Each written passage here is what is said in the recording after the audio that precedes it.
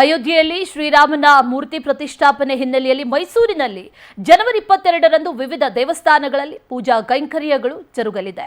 ಅದರಂತೆ ಕೋಟೆ ಆಂಜನೇಯ ಸ್ವಾಮಿ ದೇವಸ್ಥಾನದಲ್ಲಿ ವಿಶೇಷ ಪೂಜೆ ನಡೆಯಲಿದೆ.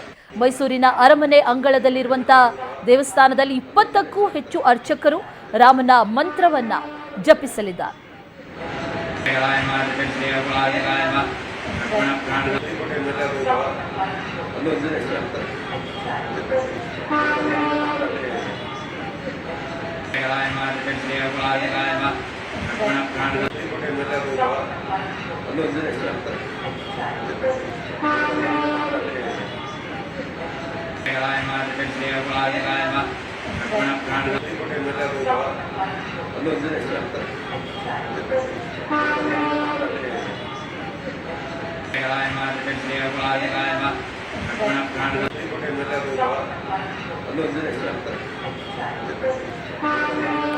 ಈ ಸಂಬಂಧ ದೇವಸ್ಥಾನದ ಅರ್ಚಕರಾದಂಥ ಭಾರ್ಗವ್ ಜೊತೆ ನಮ್ಮ ಪ್ರತಿನಿಧಿ ಸುರೇಶ್ ಮಾತುಕತೆಯನ್ನ ನಡೆಸಿದ್ದಾರೆ. ಬನ್ನಿ ನೋಡೋಣ. ಅಯೋಧ್ಯೆಯಲ್ಲಿ ಇದೇ 22ನೇ ತಾರೀಕಿನಂದು ಶ್ರೀರಾಮ ಮಂದಿರ ಉದ್ಘಾಟನೆ ಆಗ್ತಾ ಇದೆ. ಶ್ರೀರಾಮನ ಮೂರ್ತಿಯನ್ನ ಪ್ರತಿಷ್ಠಾಪನೆಯನ್ನ ಮಾಡೋದಕ್ಕೂ ಕೂಡ ಕ್ಷಣಗಣನೆ ಆರಂಭ ಆಗಿರ್ತಕ್ಕಂಥದ್ದು. ಜೊತೆಗೆ ಮೈಸೂರಿನಲ್ಲಿಯೇ ಶಿಲೆ, ಕೃಷ್ಣ ಶಿಲೆ ಶ್ರೀರಾಮನಾಗಿ ರೂಪ ತಾಳಿ ಅಲ್ಲಿ ಪ್ರತಿಷ್ಠಾಪನೆ ಆಗ್ತಾ ಇದೆ. ಹೀಗಾಗಿ ಮೈಸೂರಿಗರಿಗೂ ಕೂಡ ಸಾಕಷ್ಟು ಸಂತಸ ತಂದಿದೆ ಈ ವಿಚಾರ.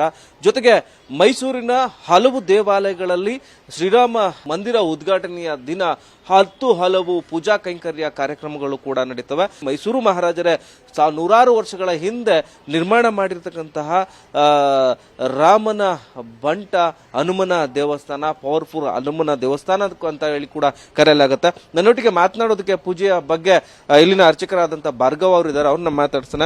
ಗುರುಗಳಿಗೆ ಏನೆಲ್ಲ ಪೂಜೆ ನಡೀತದೆ? ಮೊದಲನೇದಾಗಿ ಮೈಸೂರಿನಲ್ಲಿಯೇ ಸಿಕ್ಕಂತಹ ಒಂದು ಶಿಲೆ ರಾಮನಾಗಿ ರೂಪ ತಾಳಿದೆ. ಮೈಸೂರಿಗರಿಗೂ ಕೂಡ ಸಾಕಷ್ಟು ಖುಷಿ ತಂದಿದೆ. ನಿಮ್ಗೆ ಏನ್ ಅನ್ಸುತ್ತೆ? ಹರಿ ಓಂ ಬುದ್ಧಿರ್ಬಲಂ ಯಶೋಧೈರ್ಯಂ ನಿರ್ಭಯತ್ವಮರೋಗತಾಂ ಅಸಾಧ್ಯಂ ವಾಕಂತ್ವಚ್ಚ ಹನುಮಾನ್ ಸ್ಮರಣಾಂ ಭವೇತ್. ಆಂಜನೇಯಾಯ ನಮಃ. ನಮ್ಮ ಮೈಸೂರವರೇ ಕೆತ್ತಿರೋ ಶಿಲೆ ಆದ್ರಿಂದ ನಮಗೆ ತುಂಬ ಖುಷಿ ವಿಚಾರ. ಅರುಣ್ ಯೋಗಿ ರಾಜ್ ಅವ್ರು ಕೆತ್ತಿರೋದ್ರಿಂದ ಅದು ಇನ್ನೂ ಖುಷಿ. ಅವರು ಒಂದು ಇಲ್ಲಿ ಜಯಚಾಮರಾಜೇಂದ್ರ ಒಡೆಯರ್ ಶಿಲೆಯನ್ನು ಕೆತ್ತಿಕೊಟ್ಟಿದ್ರು, ಸ್ಟ್ಯಾಚ್ಯೂ ಮಾಡಿದ್ದಾರೆ ಈಗ JC ಸರ್ಕಲ್, ಅದು ಖುಷಿ. ಅವರು ತುಂಬ ಅವರ ಕೆತ್ತನೆಯಲ್ಲಿ ಪ್ರಭಾವ ಇರೋದ್ರಿಂದ ಅದು ಖುಷಿ ವಿಚಾರ. ಇಲ್ಲಿ ದೇವಸ್ಥಾನದ ಪೂಜೆ ವಿಚಾರಕ್ಕೆ ಬಂದರೆ ಬೆಳಗ್ಗೆ ಹೊತ್ತು ನಿತ್ಯ ಅಭಿಷೇಕ ಆಗುತ್ತೆ. ಪಂಚಾಮೃತ ಅಭಿಷೇಕ ಆಂಜನೇಯಂಗೆ, ಮತ್ತು ಮೇಲ್ಗಡೆ ಆಂಜನೇಯರ ಮೇಲೆ ರಾಮರಿದ್ದಾರೆ, ಅವ್ರನ್ನ ಇಟ್ಬಿಟ್ಟು ಅವರಿಗೆ ಪಂಚಾಮೃತ ಅಭಿಷೇಕ ಮಾಡ್ತೀವಿ ಅವತ್ತಿನ ದಿನ. ಅದಾದಮೇಲೆ ನಿತ್ಯ ಪೂಜೆ, ಮಹಾಮಂಗಳಾರತಿ ಆದಮೇಲೆ ಅರಮನೆ ಒಳಗೆ ರಾಮ ತಾರಕ ಹೋಮ ನಡೆಸ್ತೀವಿ. ರಾಮದೇವರು ನಾವು ಪ್ರತಿ ಸಲ ಜಯಂತಿ ಟೈಮಲ್ಲಿ ಉತ್ಸವ ಕರ್ಕೊಂಡು ಹೋಗ್ತೀವಿ. ನಾಡಿದ್ದು ಒಂದು ಪ್ರದಕ್ಷಿಣೆ ಇಲ್ಲಿ ಮಾತ್ರ ಉತ್ಸವ ಉಂಟು, ಒಳಗಡೆ ರಾಮ ತಾರಕ ಹೋಮ ಸಾಮೂಹಿಕವಾಗಿ ಮಾಡ್ತೀವಿ. ಎಲ್ಲ ರಾಮ ತಾರಕ ಅಯೋಧ್ಯೆ ಇನಾಗ್ರೇಷನ್ ದಿವಸ ರಾಮ ತಾರಕ ಹೋಮ ಮಾಡ್ತೀವಿ. ನಮ್ಮ ಭಕ್ತರು ಕೂಡ ಭಾಗವಹಿಸಬಹುದು. ಭಕ್ತರಿಗೆ ಏನಂತ ಹೇಳಕ್ಕೆ ಇಷ್ಟಪಡ್ತೀನಿ? ಭಕ್ತರು ಬಂದು ಅವರ ಸ್ವಇಚ್ಛೆಯಿಂದ ಭಾಗವಹಿಸಬಹುದು, ರಾಮನ ನಾಮ ಜಪಿಸ್ತಾ ಇರಬಹುದು. ಅದು ಅವ್ರಿಗೆ ಹೇಳಕ್ಕೆ ಇಚ್ಛೆ ಪಡ್ತೀವಿ. ಇದು ಇಲ್ಲಿನ ಅರ್ಚಕರ ಮಾತು. ಕ್ಯಾಮ್ರಾಮನ್ ಹರೀಶ್ ಜೊತೆ Suresh B, power TV, Mysuru.